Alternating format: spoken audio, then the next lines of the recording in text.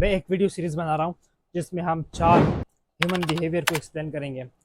ये 4 बिहेवियर जो है असल में सराउंडेड बाय इडियट्स किताब से इंस्पायर्ड है।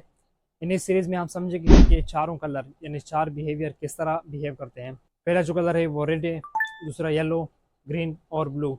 ये चारों कलर अपने अलग तरीके से सोचते हैं, अलग तरीके से बिहेव करते हैं। और इस वीडियो को बनाने का मकसद सिर्फ लोगों को लेबल देना नहीं है, न किसी को कलर से डिफाइन करना है, बल्कि इसका मकसद सिर्फ ये है कि हम किस तरह इनके साथ डील करते हैं। फॉर एग्जांपल, अगर ये आपके कंपनी में काम कर रहे हो, अगर ये आपके क्लास में हो, आपके साथ स्टूडेंट्स हो, या अगर आपके बॉस वगैरह हैं, या आपके घर में कोई रिश्तेदार वगैरह हैं, तो ये लोग किस तरह सोचते हैं, किस तरह बिहेव करते हैं, इनके साथ हम कैसे कम्युनिकेट करें। फॉर एग्जाम्पल, अगर आप एक बात इन चारों में से कह दें तो पहले वाला बंदा इस पर फ़ौरन एक्शन लेगा, दूसरा बंदा उस पर 10 सवाल पूछेगा, तीसरा बंदा शायद खामोश हो जाए, लेकिन चौथा बंदा उसको हंसी और मजाक में उड़ाएगा। तो ये बात का फ़र्क नहीं है, बल्कि डिफरेंट पर्सनालिटीज़ का और डिफरेंट ह्यूमन बिहेवियर का फ़र्क होता है। तो इस वीडियो में हम ये चारों कलर जो है डीपली एक्सप्लेन करेंगे।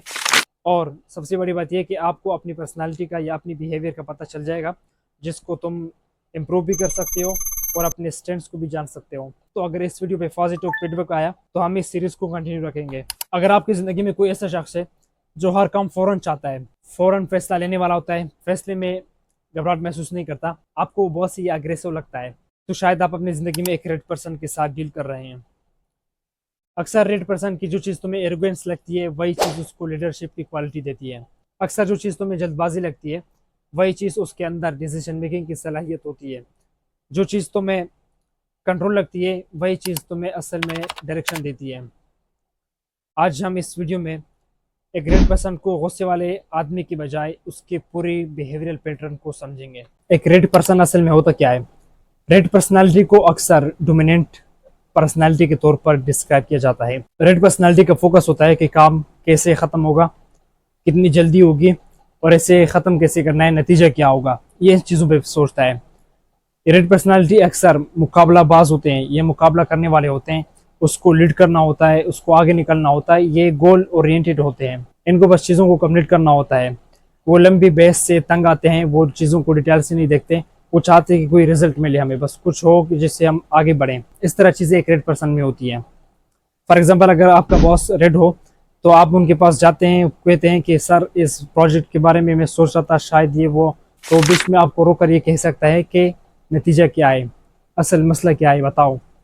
यानी उसके जहन में सवालात होते हैं कि इसका असल नतीजा क्या है, क्या कहना चाहते हो, जो है वो डायरेक्ट बताओ, लंबी घुमा फिरा के बात मत किया करो। रेड पर्सनालिटी की जो सबसे बड़ी ताकत है वो है डिसीजन मेकिंग। ये लोग फैसला लेते हैं, जहाँ पे दूसरे लोग घबराते हैं, सोचते हैं, वहाँ पे ये लोग आगे हो जाते हैं और फैसला ले लेते हैं। ये कोई भी चीज़ से घबराते नहीं है।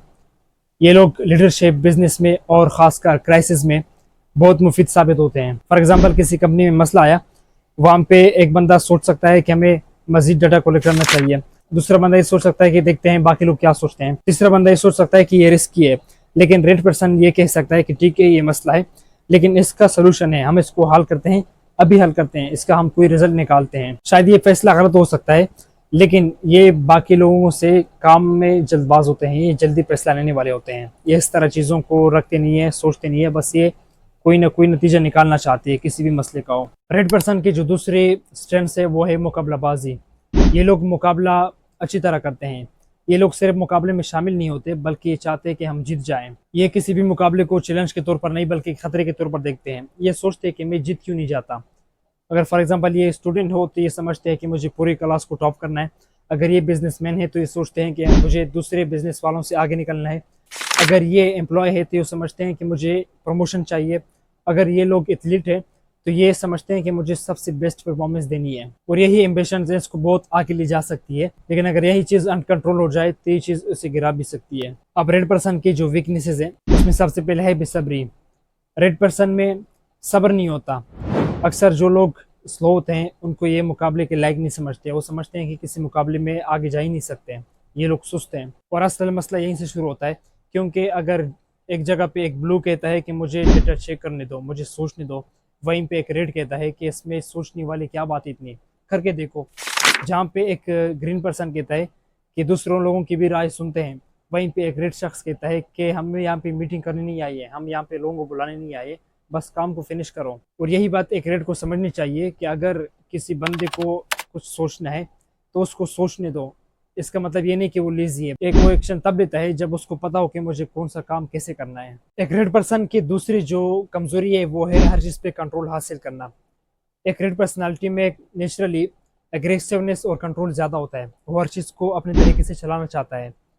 यही चीज़ उसको लीडरशिप भी दिला सकता है, लेकिन उसको एक फ़र्क समझना होगा। कंट्रोल और लीडरशिप में फ़र्क होता है। लीडरशिप में आप सामने वाले को ग्रो करने दे रहे हो, उसकी मर्ज़ी से काम करने दे रहे हो, लेकिन कंट्रोल में एक रेड पर्सन कहता है कि काम भी मेरी मर्ज़ी से होगा और आपकी ग्रोथ भी मेरी मर्ज़ी से होगी। यही फ़र्क एक रेड बंदे को लीडर की बजाय एक एग्रेसिव पर्सनैलिटी बना सकता है। अब एक रेड पर्सन के साथ बात कैसे की जाए? एक सिंपल रूल याद रखो, वाज़ेह, मुख्तसर और नतीजा। ऐसी बात करो जिसमें तीनों चीज़ें शामिल हो। फॉर एग्जांपल, अगर आप एक रेड बंदे से ये कहते हैं कि मैं 2 दिन से इस प्रोजेक्ट के बारे में सोच रहा था कि शायद हमें, वो इस चीज़ से इरिटेट हो जाता है।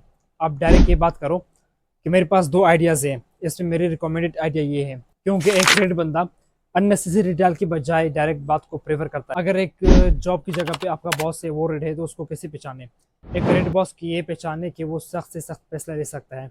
किसी को हायर करना, किसी को फायर करना उसके लिए बहुत ईजी काम है। वो किसी की फीलिंग्स का फिक्र नहीं करता। वो डिफ़िकल्ट सिचुएशन में भी फैसला ले सकता है और रिस्की हालात को अच्छी तरह हैंडल कर सकता है। वो आपसे काम जल्दी मांगेगा और वो ये पूछेगा कि मैंने जैसे बताया था ऐसा क्यों काम नहीं किया। यानी वो आपके बिहेवियर को, अपने काम को भी कंट्रोल करने की कोशिश करेगा। लेकिन एक रेड बॉस को ये समझना चाहिए कि एम्प्लॉयज़ की जो नीड्स हैं, एम्प्लॉयज़ की जो एहसासात है, उसको भी ठेस नहीं पहुंचानी। अक्सर ऐसा होता है कि वो एम्प्लॉयज़ को हर्ट करता है, एम्प्लॉयज़ की नहीं सुनता। तो इस तरह एक मैनेजर तो रह सकता है, लेकिन एक अच्छा बॉस कभी भी नहीं हो सकता। अगर आपके फ्रेंड्स में एक रेड पर्सनैलिटी वाला है तो उसको परेशानी होगी कि वो जहाँ बोलेगा कि आपको जाना है वो आपको लेके ही जाएगा। उसके साथ आप कोई ज़बरदस्ती नहीं कर सकते। हालांकि वो हर काम में आपके ऊपर ज़बरदस्ती करेगा, आपको कहीं भी ले जाएगा। आपको घूमना है तो वो आपको घुमाने ले जाएगा, उसने कोई प्लान बनाना है तो उसके मुताबिक चलना है। इसी तरह वो डायरेक्ट होता है। अगर आप किसी चीज़ का भी मना करोगे तो वो नहीं मानेगा, वो आपको ज़बरदस्ती काम बनवाएगा आपसे। तो इस तरह एक रेड दोस्त को समझना चाहिए कि दूसरे की भी ज़रूरियात होती है, दूसरे की भी सोच होती है, उसको भी समझना चाहिए, सोचना चाहिए। और कभी कभी एक रेड दोस्त की जो डायरेक्टनेस ने वो आपकी दूसरे दोस्त को हर्ट कर सकता है। आखिरी और सबसे अहम जो है वो है, अगर आपके घर में कोई रेड है तो उससे कैसे पहचाने? अगर आपका हस्बैंड, आपका फादर, आपका ब्रदर है या कोई और रिश्ता जो रेड है, तो उसकी पहचान ये होगी कि वो घर में हर चीज़ को कंट्रोल करेगा। घर में भी वो हिफाजत वाला हो सकता है, वो कमाने वाला हो सकता है, वो लीड करने वाला हो सकता है। लेकिन अगर ये चीज़ें हद से ज़्यादा हो जाए तो एक घर सियासत की मैदान बन जाता है, वो रिलेशनशिप वाला घर नहीं होता। फिर एक रेड पर्सन को ये समझना चाहिए कि घर ऑफिस नहीं है, घर एक प्यार मोहब्बत वाला माहौल है। वहाँ पे आपको हर किसी की नीड समझनी चाहिए। सिर्फ अपनी बात को पत्थर की लकीर ना समझे कि आपने जो कह दिया वही होगा। आप घर के बड़े हो सकते हैं, आप घर के अक्लमंद या समझदार इंसान हो सकते हैं, लेकिन दूसरे लोगों की भी फीलिंग्स का ख्याल रखना चाहिए आपको। एक रेड पर्सन को ये 5 बातें समझनी चाहिए कि हर काम फौरन नहीं होता, आपको सब्र रखनी चाहिए। आपसे कोई बात में डिसएग्री करे तो उसका मतलब ये नहीं कि वो आपके खिलाफ है। कोई भी अगर आपसे डिसएग्रीमेंट रखता है बात में, तो इसका मतलब ये नहीं कि वो आपके खिलाफ साजिश चला रहा है। जवाब देने से पहले सुनना सीखें और किसी भी फैसले को लेने से पहले ये सोचें कि मुझे ये फैसला लेना है इसलिए कि ये सही है या इसलिए कि मुझे कंट्रोल चाहिए। अगर ये चीज़ें एक रेड अपने में बेहतर कर ले तो वो एक एग्रेसिव पर्सनालिटी से लेकर एक मेच्योर पर्सनालिटी बन सकती है। लेकिन हर पर्सन रेड नहीं होता। कुछ लोग होते हैं जो रूम में दाखिल होते ही एक रोशनी पिला देते हैं। उसके वाइब्स में इतना पावर होता है कि आप उदास भी हो तो आपको हंसा देते हैं। वो बात को पसंद करते हैं, वो रोशनी पिलाते हैं, वो खुशियाँ पिलाते हैं। वो उसको बस चाहिए कि बात करें, कुछ शेयर करें। वो बहुत ज़्यादा एक्साइटिंग होते हैं, नई आइडियाज़ लेके आते हैं, क्रिएटिव होते हैं और बहुत ज़्यादा खुश मिजाज और ऑप्टिमिस्टिक लोग होते हैं। तो ये पर्सनालिटी कौन सी है, इसको हम डिस्कस करेंगे अगली वीडियो में। तब तक आप मेरे चैनल को सब्सक्राइब करके दूसरी वीडियो का इंतजार करें और मिलते हैं इसी टॉपिक के ऊपर अगली वीडियो में। तब तक खुदा हाफिज, बाय बाय, टाटा।